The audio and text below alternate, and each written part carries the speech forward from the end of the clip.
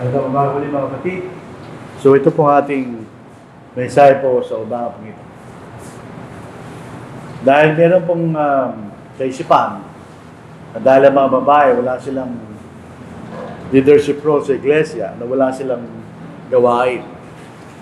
Makikita po natin ang mga babae, mahalaga po ang kailang gawain sa iglesia actually. Hindi po totoo na walang magagawa ang mga babae sa loob po ng iglesia ng ating Panginoon. Kung po isipin po natin, ito mga kababaihan, meron silang gawain sa iglesia. At bilang babae, tayo po ay magkakaroon ng tagumpay, kasiyahan bilang Kristiyano, pag ginawa natin gawain na yun. Hindi lang po kalalakihan, ganoon din po yung mga kababaihan.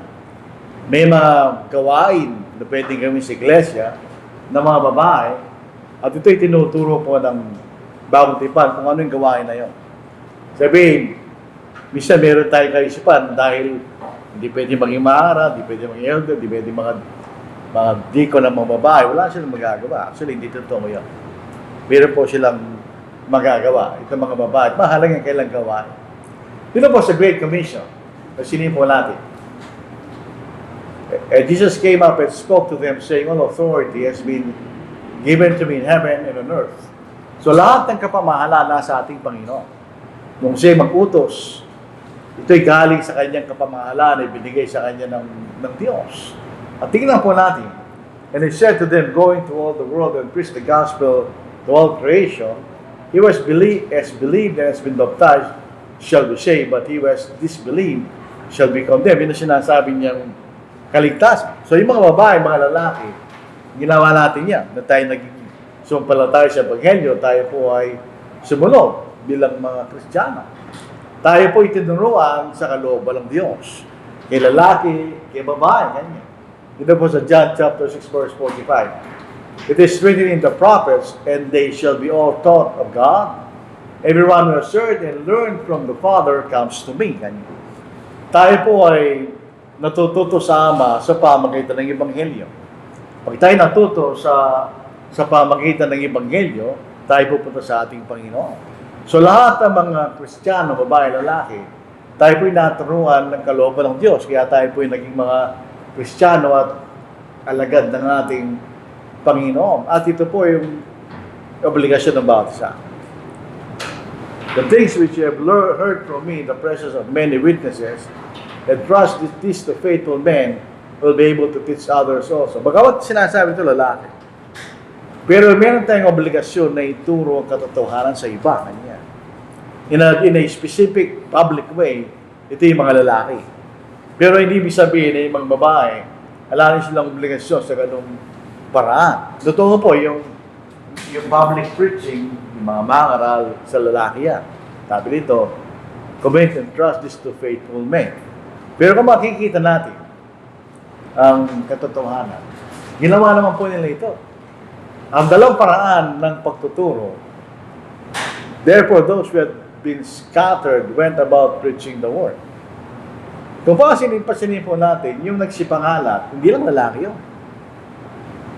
Yung nagsipangalat, lalaki at babae. Sila yung mga tapat naman kapatid. Dahil sa matagal nilang pagtira sa Jerusalem, at sila itinuruan ng mga apostol, araw-araw, ganyan. So, nung pagdating po ng pagsubok, sila'y nagsipangalat, na ipinapangaral kanilang ang salita. So, may dalawang klaseng pagtuturo. Number one, yung public proclaiming the gospel. Tulad ng ating ginagawa ngayon. Yun po ay gawain ng mga lalaki. Pero meron ding private from house to house. Ito'y pwedeng gawin ng mga babae at mga lalaki. Ito po ang larawan na ito. Ito po si Aquila at Priscilla na tinuturuan nila si Apollos. So po isang babae kasama ng isang lalaki. At tinuturuan po nila si Apollos dahil meron siyang kakulangan sa pagkaunawa tungkol sa bautismo. Ang nalalaman lang po ni Apollos ay yung bautismo ni Juan. At ipinakilala ni Aquila at Priscilla na hindi yun ang kasalukuyang bautismo na dapat ituro, kundi bautismo lang ating Panginoon. Pero dalawang klase yan. Yung public proclaiming the gospel, at saka yung private o from house to house. So may personal teaching, yun ang house to house, sa bahay-bahay, at meron din pong public proclaiming of the preaching. Si Pablo po, ginawa po niya sa Ephesus. How I did not shrink from declaring to you anything that was profitable and teaching you publicly and from house to house. So, ibig sabihin, siya po ay nagturo publicly, katulad ng ginagawa natin, at nagturo din siya ng house to house. So, hindi ito public. Yun ay personal na pangangaral sa bahay-bahay. Pero meron din paraan ng public na pagtuturo. So, meron dalawang klaseng pagtuturo na dapat natin makita. May public at meron din po tinatawag na personal or private teaching. Saan doon yung babae? Yung mga babae ay nasa private teaching. Lalo yung mga nakakatandang mga babae, pwede nilang turuan yung nakababatang mga babae. Yung po hindi pinagbabawal ng salita ng Diyos. Dahil siyempre, sinong nakakaunawa tungkol sa mga babae, kung tinay mga babae. Yung mga lalaki, hindi kami babae. So tingnan po natin.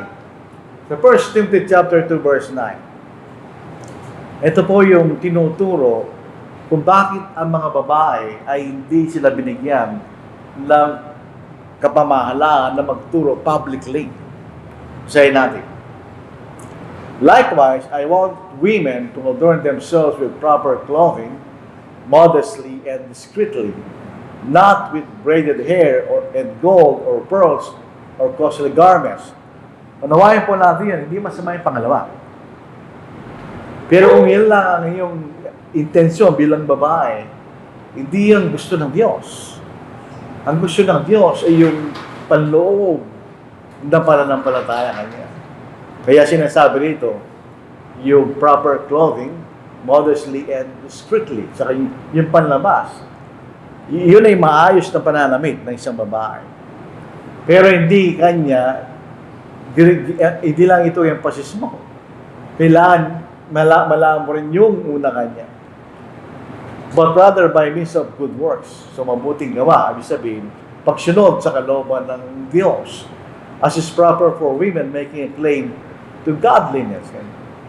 Yung babae, hindi siya pinapayagan magturo katulad na ginagawa ng sinong nangaral, public preaching.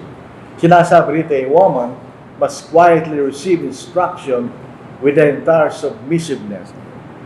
Ito ang pagkakaiba ng lalaki at ng babae. Ang babae, hindi siya leader. Siya ay nagpapailalim na niya. So, yung lalaki, siya yung nasa leadership role sa iglesia at kahit sa pamilya. But I do not allow a woman to teach or exercise authority over a man. Hindi pwede magturo ang babae sa isang lalaki kanya. At hindi siya pwede magkaroon ng autoridad sa isang lalaki kanya. But to remain quiet. Yung babae, hindi siya katulad ng lalaki. Pag tinitignan natin ng espiritu ng babae sa Biblia, it's a quiet spirit kanya. Ibig sabihin, hindi yung maingay, hindi siya dominant, hindi siya gano'n. Siya sumusunod. Yan ang ibig sabihin ng quiet. For it was Adam who was first created and then Eve. Ito isang fundamental na katotohanan na dapat tanggapin ng mababae. Ang unang nilalang Diyos sa isang lalaki. Not the other way around. Hindi niya nilalang ang lalaki, ang babae, tapos nilalang yung babae. Ay lalaki, nilalang niya muna lalaki, babae yung babae.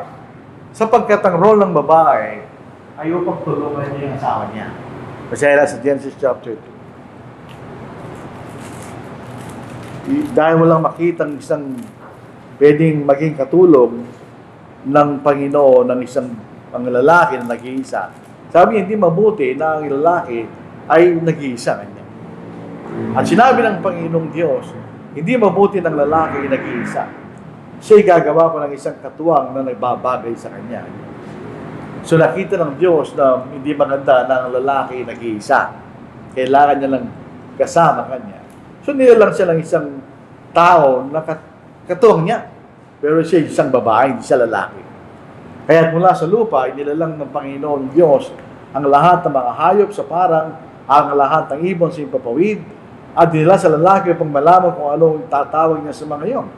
At ang naman ang tinawag na lalaki sa bawat buhay na nilala ay siyang pangalan nito. At pinangalanan ng lalaki ang lahat ng hayop at mga ibon sa impapawid, at ang bawat hayop sa parang, subalit para sa lalaki wala nakitang katuwang na nababagay sa kanya.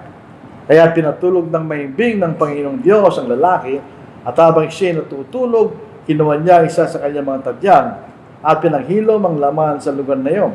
At ang tadyang na kinuha ng Panginoong Diyos sa lalaki ay ginawang isang babae.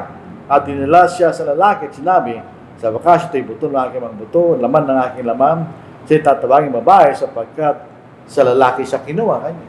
So yun ang isang fundamental na katotohanan na inuulit ko niya Apostle Paul. Iti siya ba Adam ang unang siya Adam ang unang nilalang pagkatapos at hindi siya Adam ang nalinlang. Pinag-uusapan nila, ibig sabihin, it was not Adam who was deceived. Hindi ibig sabihin si Adam din nagkasala siya. So, sino bang nalinlang nung ulupong? Ang babae kanya. Yan sinasabing madaling malinlang ng babae. Pero ang unang nalinlang ay ang babae kanya. But the woman being deceived fell into transgression. Siya ang nalinlang at nagkasala. So, ito po isang sinasabi ni Pablo, wag nating babalik na rin. Pag binaligtad natin yan, babaliktad din ang resulta niya, mga kapatid. But women will be preserved through bearing of children if they continue in faith and love, sanctified with self-restraint. So, ito na kailang pangunahing role. Hindi lamang kasama ng lalaki, hindi sila nanganganak, hindi lalaki yan. Kung gagawin ng babae ang role na ito, siya'y maliligtas. Kung siya'y magpapatuloy sa pananampalataya at pagmamahal sa Diyos, at meron siyang self-restraint, ganyan. So, yun ang sinasabi ni Pablo. Kaya po ang babae, sa larangan po ng pananampalataya sa iglesia, siya'y nasa private teaching at hindi sa public teaching. Dahil dito sa experience na naipakita ng Diyos nung unang simula kanya. Doon po sa Genesis chapter 4, doon sa Genesis chapter 3, nung sinasabi yung pagparusahan ng babae. Ang sabi rito ng Panginoon, ang iyong magiging pagnanasa ay sa iyong lalaki, ganyan. Basahin natin. Dito sa verse 16. Sinabi niya sa babae, pararamihin ko ang paghihirap mo sa iyong paglilihi. Manganganak kang may paghihirap. Ngunit ang iyong pagnanais ay para sa iyong sawa at siyang mamumuno sa iyo. Hindi po sexual desire pinag-uusapan na ito. Yung pagnanasa na siyang mangunguna kanya. Pero sabi ng Diyos, siyang mamumuno sa iyo kanya. Dito sa Genesis chapter 4, nung nagkasala si Cain, yun din na sinabi ng Diyos. Pagdating po sa parang kasalanan, sayin natin. Kung ikay gawa lang mabuti, sa Genesis 4:7, kung ikay gawa lang mabuti, hindi ka ba tatanggapin? At kung hindi ka gawa ng mabuti, ang kasalanan na nag-aabang sa pintuan, ikaw ang nais nito kanya. Subalit, kailangan madaig mo ito. In other words, gusto kang daigin ng kasalanan, pero kailangan siya daigin yan. So, doon po sa kaparusahan ng babae, sabi ng Diyos, may pagnanasa kang manguna kanya. Pero ang asawa mamumuno sa'yo. So, yun po makikita natin sa nature na gawain na binigay ng Diyos tungkol po sa babae. So, Titus chapter 2 verse 3. Pasinin nyo, older women, ganyan. Sinabi sa atin kung may asawa, wala. Basta matandang babae. Ganyan. Dahil pag matandang babae, mature na yan sa edad, at din sa pananampalataya, kung sita pa. Older women, likewise, are to be reverent in their behavior, not malicious gossips, nor enslaved to too much wine, teaching what is good. So, pwede siya magturo, di ba, ng mabuti, ng katotohanan. So that they may encourage the young women. Actually, women dito yung babae may asawa. To love their husbands, to love their children, to be sensible, pure workers at home, kind, being subject to their own husbands, so that the word of God will not be dishonored. Pagka pinalitan natin yan, nagkakasala tayo sa Diyos. Sabi dito, ang salita ng Diyos ay mapapahiya kanya. So ito sinasabi ng Diyos sa mga babaeng may asawa. Meron siyang boundary. Pag ang isang babae, hindi niya alam ang kanyang boundary, mapapahamak ang kayo ng pagkasama. Kasi sabi rito, young women to love their husbands. Pag kayo nag-asawa, na ikay babae, kailangan mong tanggapin, sila ang lalaki sa buhay mo. Wala nang iba. Wala nang pwedeng lumapit sa'yo. Kundi yung asawa mo lang. Yun ang tinuturo sa atin ng banal na kasulatan. Pag ang babae hindi siya ganoon, hindi siya sensible. Hindi siya nag-iisip ng tama. At pagka ganoon mangyayari, ano mangyayari sa asawa mo? To love their children. So, ang emphasis ng babae ay nasa kanyang tahanan. Unang-unang asawa niya, pangalawang kanyang mga anak. Hindi sa labas. Pwede kang magsaya, paminsan-minsan. Pero hindi yan ang point mo. Ang point mo ay kay may asawa at kay ina. Iyon ang trabaho mo kanya sa loob ng bahay. Kung magtatrabaho tayo sa modernong konteksto, pwede yun, pero dapat makikita mo na ng primary role kung bilang isang babae. Yun ang sinasabi dito ng banal na kasulatan. Pag hindi natin sinunod yan, tayo po ay mapapahama. Ang babae kailangan sa quiet. Siya'y sumusunod sa kanyang asawang lalaki kanya. Doon po sa Ephesians chapter 5, kung ating babasahin, tingnan niyo ang sabi rito sa babae. Ang emphasis po ng Panginoon tungkol sa babae, sa kanyang asawa, sa Ephesians chapter 5 verse 33. Gayunman, dapat ibigin ng bawat isa sa inyo ang kanyang sariling asawa, gaya ng kanyang sarili sa lalaki yun. Tingin sa babae, at igalang ng babae ang kanyang asawa kanya. Yung pong lalaki, nature ng lalaki, ay iba sa nature ng babae. Ang lalaki siyang pangunahin sa pamilya, sa naghahanap buhay, siya nagpo-protection sa kanyang pamilya. So, kailangan niya ng confidence para gawin niya yun. Ang lifeline ng isang lalaki ay yung respeto ng asawa niya. Pag nawala yung respeto ng asawa niya, patay na yung lalaki. Game over na yun, mga kapatid, pag gano'n ang mangyayari sa babae na mayroong disrespect sa kanyang asawa. Wala nang mangyayari doon sa relasyon na yun. Lumalabag siya sa Biblia. Yung si Priscilla bilang halimbawa. Sa Acts chapter 8 and verse 24 hanggang verse 26. Now a Jew named Apollos, an Alexandrian by birth, an eloquent man, came to Ephesus, and he was mighty in the scriptures. This man had been instructed in the way of the Lord, and being fervent in spirit, he was speaking and teaching accurately the things concerning Jesus. So tama tinuturo niya. Being acquainted only with the baptism of John, yun ang problema niya. Ang alam lang niya, baptismo ni Juan. And he began to speak out boldly in the synagogue. But when Priscilla and Aquila heard him, they took him aside and explained to him the way of God more accurately. Andun si Priscilla, si isang babae. At meron siyang kaparaalang magturo kasama ni Aquila. Siguro hindi natin lang kung ano yung arrangement nila. Maaaring si Aquila ay sumusunod kay Aquila para turuan nila siya Apollos. So, bisa parang nanay, nagtuturo sa kanya mga anak. Pwedeng gawin ng babae yun, di ba? Pwedeng magturo rin ang babae sa ganung paraan. Kaysa ang lalaki. Kung ang isang babae ay mas mature sa pananampalataya at meron isang kabataang Kristiyano, pwede naman niyang turuan. Privately, silang dalawa lang. Pero in a public way, hindi pwede yun.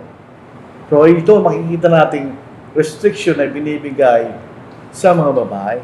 So, ibig sabihin, sa loob ng iglesia, sa loob ng pamilya, pareho lang yun. Hindi nagbabago yung role ng bawat isa. Yung lalaki, ang nangunguna, yung babae, ang sumusunod. Sa 1 Corinthians chapter 11, yun ang order ng autoridad. Basahin po natin. Sa verse 3, Sibati, ibig kong malaman ninyo ng ulo ng bawat lalaki si Kristo, at ang ulo ng babae ang lalaki, at ang ulo ng Kristo ay Diyos. So yun ang arrangement na makikita natin ay binibigay ng Diyos. Hindi wag natin baliktarin. Si Kristo ay hindi siya lumampas sa kanyang ama. Siya nagpangilalim sa kanyang ama. Tayo, ang lalaki, tayo nagpapangilalim sa ating Panginoon. Yung mga babae, sila nagpapangilalim sa mga kalalaki. Implicitly, sa kailang mga asawa kanya.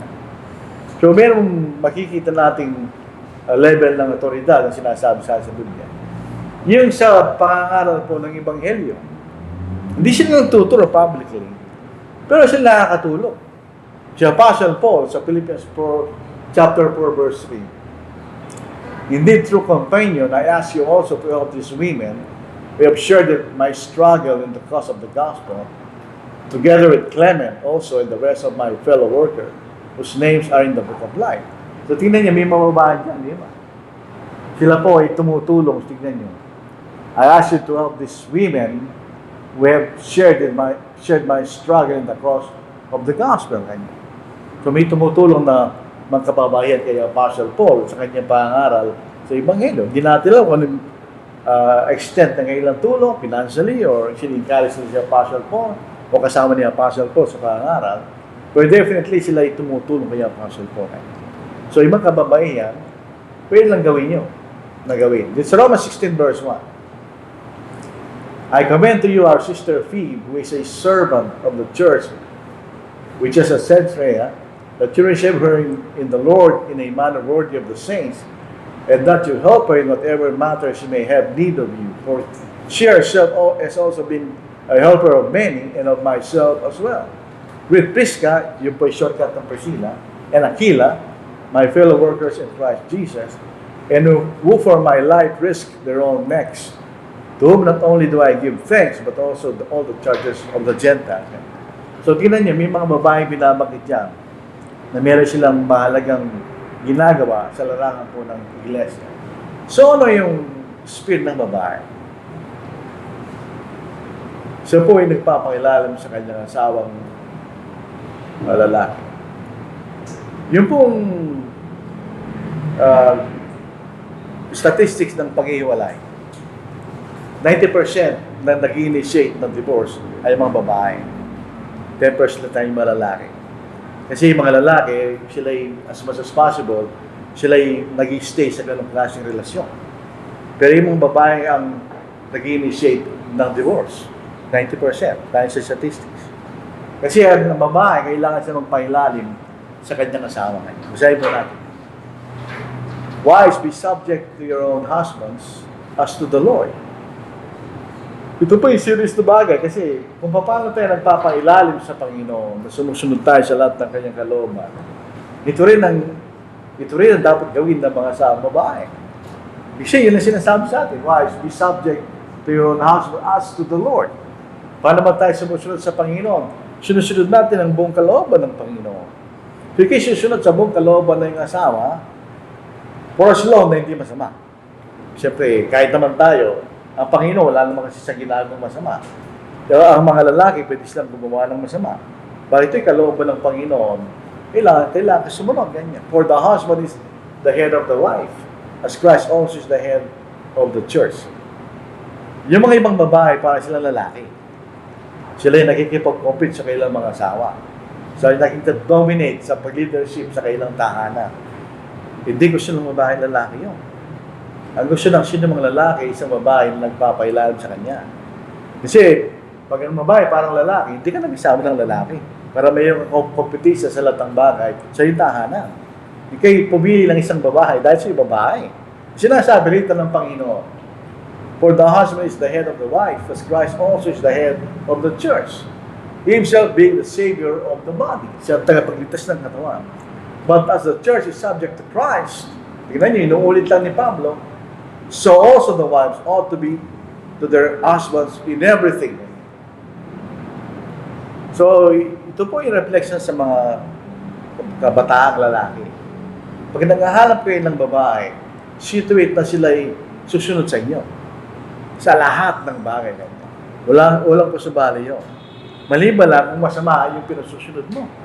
Pero kung hindi, mabuti kalooban ng Diyos, sinasabi sa atin, wives ought to also, the wives ought to be to their husbands in everything. Yan ang sinasabi ni Pablo. So, kung Kristiyano po tayo, we have to take that very seriously. Parang ayaw mo ang lalaki na hindi nagtatrabaho. Sino may gusto nun? Wala.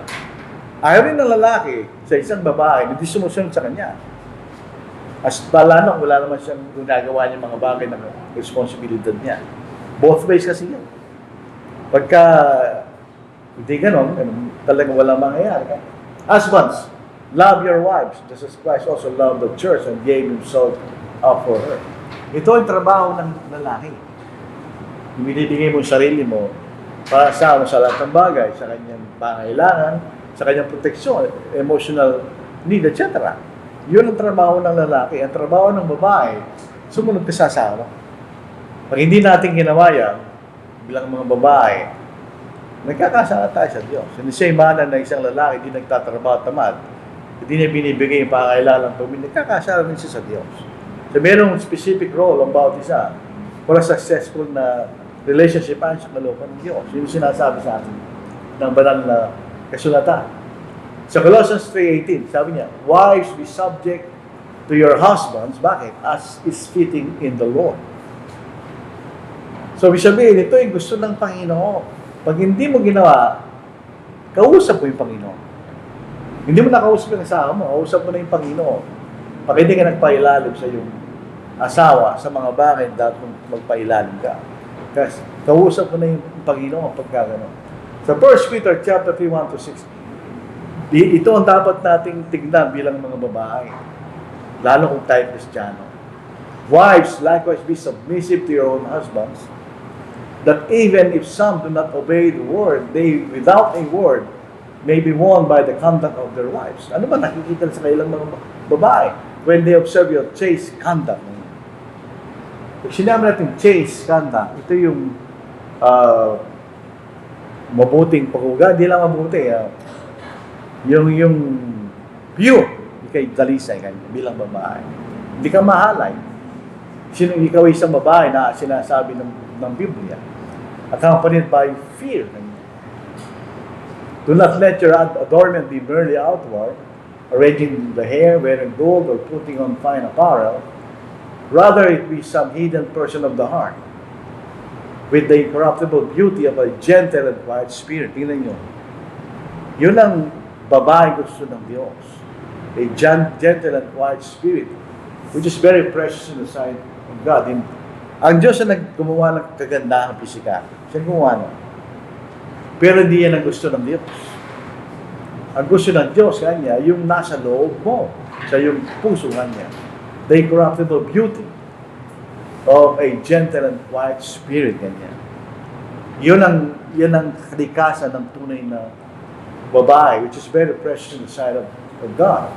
For in this manner, in former times, the holy women who trusted in God also turned themselves, being submissive to their own husbands, as Sarah obeyed Abraham, calling him Lord.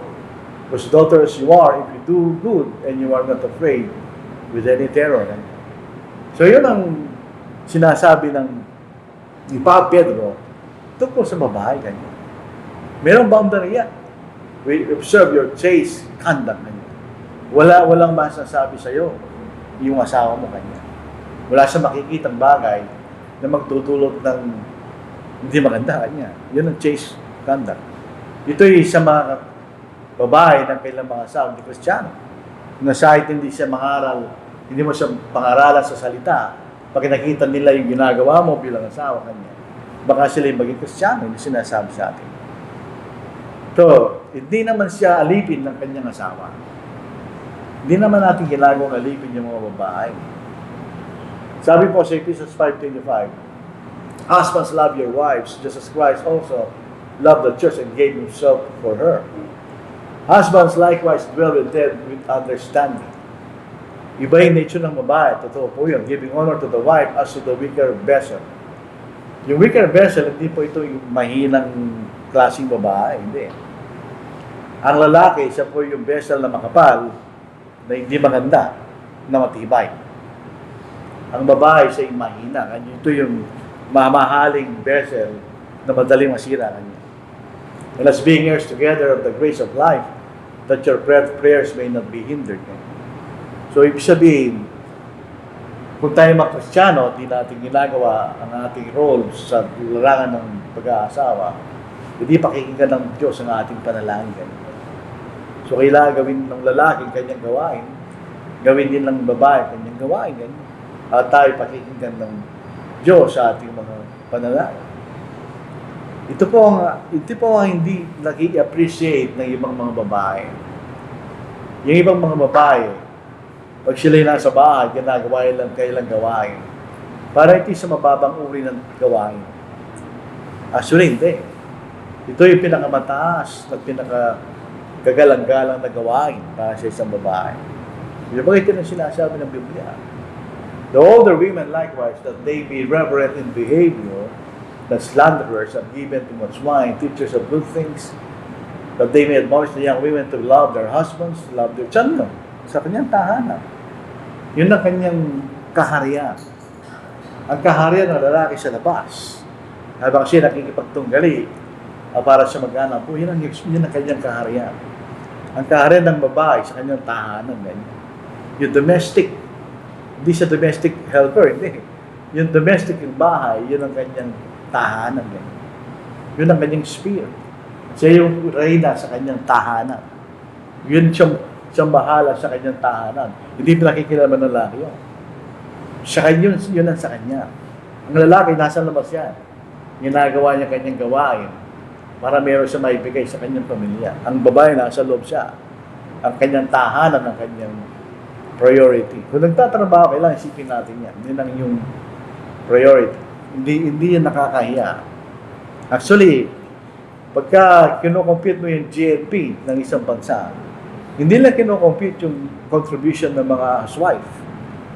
Kung gaano ang kalaki ang contribution na sa economy ng isang bansa. Dahil kung walang mga ganong babae, paano magtatrabaho yung lalaki?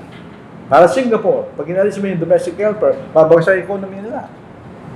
Ganun kahalaga yung kailang gawain na hindi na-appreciate ng ibang mga babae.